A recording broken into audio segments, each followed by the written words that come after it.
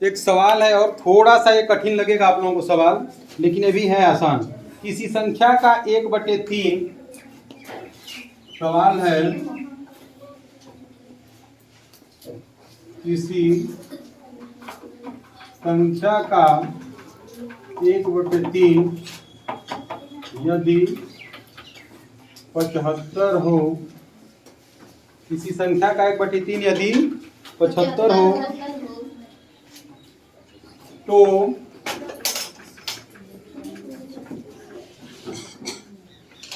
निम्नलिखित में से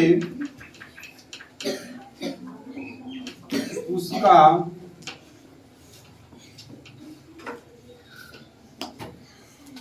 कौन सा हिस्सा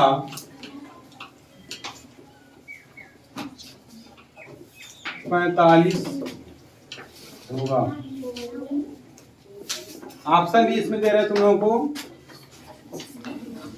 ये कह रहा है 2/3, ये कह रहा है 2/3, बी कह रहा है 1/5, सी कह रहा है 6/7 और डी कह रहा है 3/8, 6/7 और डी कह रहा है 3/8।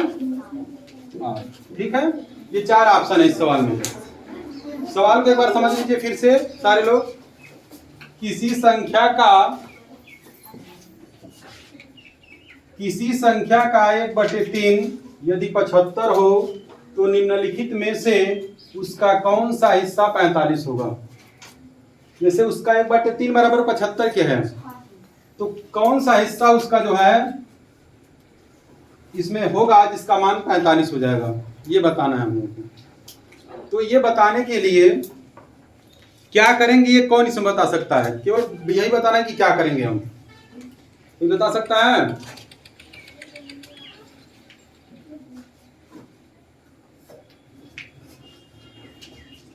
कोई भी स्टूडेंट? श्रेया, अनुप्रिया नहीं है क्या? रितिका, और इधर भी कई लोग थे। वैभव जी, आ रहा समझ में?